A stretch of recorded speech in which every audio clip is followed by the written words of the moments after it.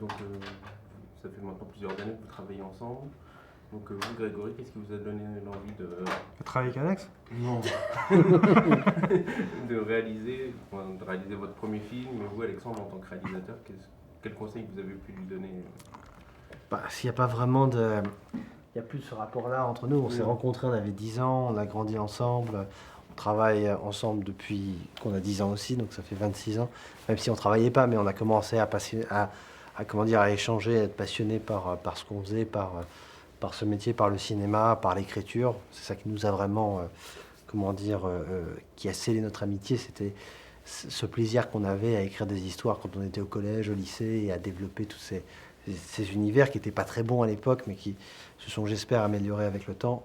Et voilà, donc c'est vrai que ça fait maintenant une quinzaine d'années que Greg produit mes films, qu'on écrit ensemble, qu'il est à mes côtés à chaque étape de toutes ces nouvelles aventures. Et ça fait quelques années qu'on parle d'un film pour lui, pour réaliser, qu'il avait envie. Et, et voilà, ce film-là s'est imposé comme étant celui qui était le meilleur sujet, le parfait. Mais j'ai aucun conseil à lui donner. Voilà. Si, tu as quand même des conseils à donner. Enfin, c'est toujours bon d'avoir des conseils d'Alex, c'est évident. J'espère d'être de la même manière de bons conseils quand je travaille avec lui. Non, c'est des conseils de réalisateur. Mais voilà, c'est des conseils d'équipe. Et c'est vrai qu'on se connaît tellement bien, on a une confiance l'un pour l'autre énorme. Et donc, on écoute attentivement dès qu'il y a une idée, un conseil sur... Et c'est important aussi, quand on est réalisateur, d'être sûr de ce qu'on fait. Donc, d'avoir confiance en soi, c'est très important. Donc, d'avoir l'appui de quelqu'un qui est proche de vous et qui respecte votre travail et qui partage le même univers. Et qui partage le même univers, c'est très important. Qu'est-ce qui vous a poussé à faire un film sur l'Égypte, les pyramides? C'est en recevant le script où j'ai découvert une histoire originale avec un film qui se passait dans une pyramide. J'ai longuement réfléchi en me disant mais quel film j'ai pu voir comme ça, et j'arrivais pas à trouver. Je trouvais ça fascinant de pouvoir jouer autant avec la mythologie égyptienne et d'avoir ces personnages coincés dans ce décor unique. Voilà, c'était quelque chose où je me disais que ça pouvait être en même temps maîtrisable pour un budget pas modique, mais raisonnable, on va dire, pour une première réalisation. C'est vrai que quand on fait des films où on parle de la peur, on essaye de faire des films les plus immersifs possibles, où l'expérience pour le spectateur est la plus intense possible. Et il n'y a pas un meilleur décor pour créer l'immersion, la claustrophobie, le côté anxiogène d'un lieu qu'une pyramide. L'intérieur d'une pyramide, on le sait tous, c'est un labyrinthe. C'est quelque chose dont on rentre, on ne sort pas. Donc il y avait une promesse comme ça dans l'imaginaire commun qu'il fallait exploiter. Et quand on a reçu le script, c'était l'opportunité de faire un film qui était une sorte de rencontre un peu originale entre Les Aventuriers de l'Arche perdue et The Descent. Et de réussir justement à faire un film qui soit un film de peur, d'épouvante, mais aussi un film d'aventure. Par rapport aux références, donc là aussi de Descent, moi j'en ai noté quelques-unes, mais qui sont plutôt de l'univers d'Alien. Il y a pas mal de plans où j'ai eu vraiment l'impression de voir Alien, donc on va parler de hommage, mais c'est une saga qui est très importante pour vous, ou c'est juste voilà... Elle est essentielle. Le premier Alien est une œuvre majeure du cinéma en général, au-delà du genre. Un des plus beaux films sur le labyrinthe, un des plus beaux films sur la créature et le poursuivant, un des films les plus forts en termes d'héroïne. Donc évidemment, Ripley, Sigourney Weaver, est un personnage absolument incontournable. Et c'est vrai que quand on développe et quand on écrit le personnage d'Ashley, on a absolument cette idée en tête que... Ce qui est drôle, c'était déjà le cas avec Haute Tension. On avait déjà ces références de Ripley dans Alien avec le personnage de Cécile de France. Oui. Donc non, mais évidemment, c'est des films cultes, c'est des films qui restent à l'intérieur de nous et qui voilà, même si on essaie, je pense que même si on essayait de se démarquer de ce type de film, ils reviendraient de toute façon. Ils sont là, c'est ancré en nous. Ils ont une force qui est toujours la même et ils sont la base même de cet univers un petit peu claustrophobique qui est le labyrinthe. Comme vous avez reçu le scénario, vous y avez touché ou vous l'avez laissé tel quel Non, On a beaucoup touché. On l'a beaucoup touché. En fait, il faut savoir qu'on a reçu un scénario qui était une première version de script. Un script demande plusieurs versions du travail, enfin, des réécritures. Il y avait l'idée générale était là, sauf on a été frustré par la révélation Du dénouement, oui. ouais, du dénouement de la créature, où voilà, une simple momie, ça nous a pas trop excité. Il y avait une opportunité de créer quelque chose de tellement plus fort au sein de cette pyramide. Et c'est vrai que sans être un expert d'archéologie ou de mythologie égyptienne, il y avait des possibilités dans des mythes aussi connus que le livre des morts, Osiris, Anubis, la pesée des âmes, pour justement faire quelque chose de beaucoup plus intéressant qu'une simple momie. Voilà, il fallait trouver quelque chose qui soit plus, comment dire, juste qui permette d'avoir ce côté aventure, ce côté un petit peu factuel, ce côté un petit peu rentrer dans une histoire, dans une mythologie qu'on connaît, qui existe, où on peut sortir du film et aller vérifier en ligne et se rendre compte que finalement tout ce dont on parle dans le film a une certaine réalité et pouvoir continuer des recherches, parce qu'il y a tellement plus, évidemment, il y a tellement de possibilités. Juste parce que le scénario est très intelligent. Non, vas-y. Juste comme ça, c'était le scénario très intelligent. Enfin, je veux dire, on va se divertir, en même temps on apprend, on voit des choses qu'on a vues à l'école. Donc, non, mais c'est justement aussi, moi, ce que j'aime dans le cinéma, c'est évidemment d'être surpris, de découvrir des choses. Donc là, sans faire un cours d'égyptologie, j'aimais l'idée de raconter une histoire qui avait un rapport direct avec l'histoire avec un grand H et la mythologie égyptienne. Je pense que beaucoup de gens sont fascinés par la mythologie égyptienne sans vraiment connaître grand-chose. Il y a énormément de mystères autour de cette civilisation, que c'était intéressant de l'apprendre, lui tordre un peu le cou et de réinterpréter les hiéroglyphes ou les figures qu'on a en tête, qui sont gravées dans les pyramides. Et il y a un bon enchaînement de pièges tout au long du film, en particulier celle du sable. Vous pouvez m'en dire un peu plus sur le tournage, les difficultés? Oui, justement, ça a été une des scènes les plus compliquées parce qu'elle demandait énormément de gens, énormément de techniciens, tous les départements, que ce soit les cascadeurs, la déco, les effets spéciaux. Tous ces gens-là étaient présents et vraiment activement présents parce que ça demandait énormément de moyens. Donc ça a été une des scènes les plus compliquées à réaliser. On a pris en même temps énormément de plaisir à le faire parce que c'est des moments d'action, c'est des moments forts qui demandent énormément finalement de moyens. Donc quand le résultat est satisfaisant, c'est un grand plaisir. Très réussi. Merci. C'est vrai que c'était jouissif de créer tous ces pièges et d'imaginer tous ces pièges. Alors évidemment, on n'avait pas un budget illimité. Il y en avait beaucoup on a dû renoncer parce qu'on n'avait pas les moyens, mais on s'est concentré justement pour que, à partir d'un certain moment, l'aventure et ce qui se passe à l'intérieur de cette pyramide devienne absolument insupportable, qu'on ait envie d'en sortir aussi, qu'on soit avec eux dans ces pièges-là et qu'on se dise mais qu'est-ce qui va nous arriver, que chaque recoin, chaque tournant représente un autre danger, une autre menace. Et finalement, à l'intérieur de cette pyramide, ils vont faire face à tellement de choses qui sont à la fois les parasites toxiques qui les contaminent, ces chats qui sont liés à cette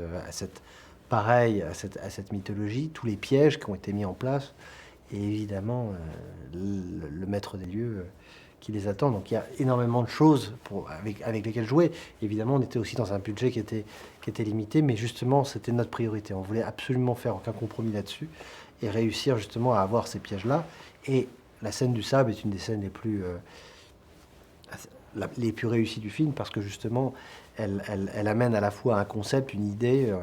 Être enterré vivant dans le sable, c'est un truc atroce, mais en même temps, elle n'est que le début de quelque chose. C'est-à-dire qu'au bout de ce couloir, finalement, si on court, il se passe autre chose. Et justement, c'est cette accumulation de dangers qui fait que je pense que l'expérience et le tour de montagne russe fonctionnent.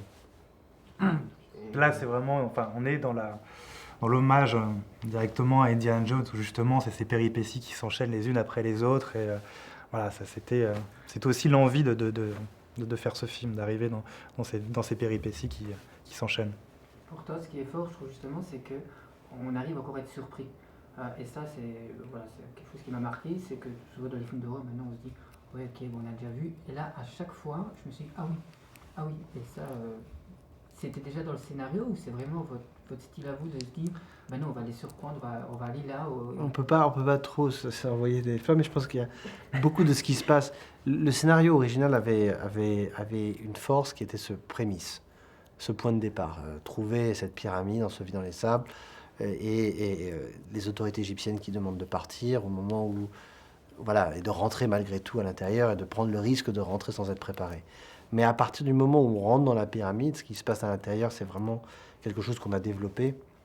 Alors c'est vrai que c'est très proche de notre univers, c'est quelque chose qu'on aime vraiment faire. Le survival, c'est quelque chose dans lequel on travaille depuis longtemps. Donc évidemment, ça a été, on a pris beaucoup de plaisir à développer tout ça sur le script. Mais c'est vrai aussi d'avoir le recul pour pouvoir lire cette première version de script, encore une fois, qui était qu'une première version, donc un script qui n'était pas complètement abouti.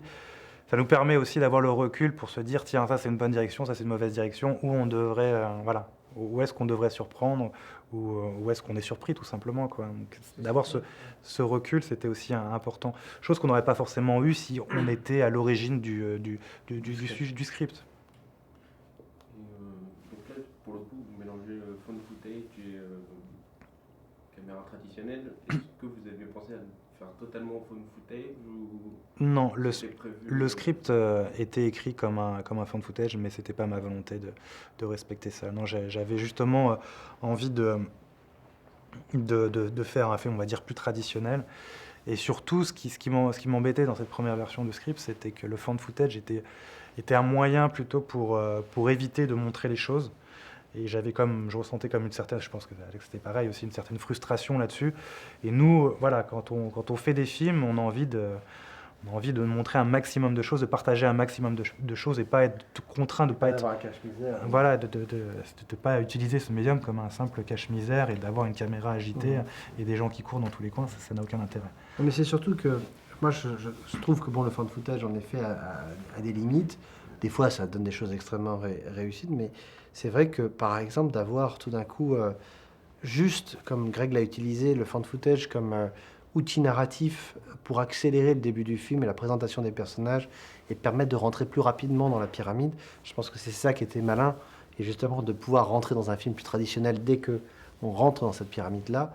Alors là, voilà, le film commence. Mais c'est vrai que ça nous permet d'aller plus vite parce que quand on va voir Pyramide, eh bien évidemment, on a envie de voir ce qu'il y a à l'intérieur.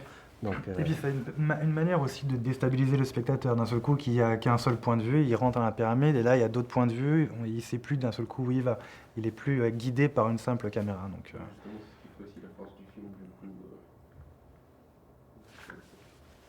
C'est clair, voilà. Souvent, on a le found footage, on en a mangé, plus savoir quoi faire.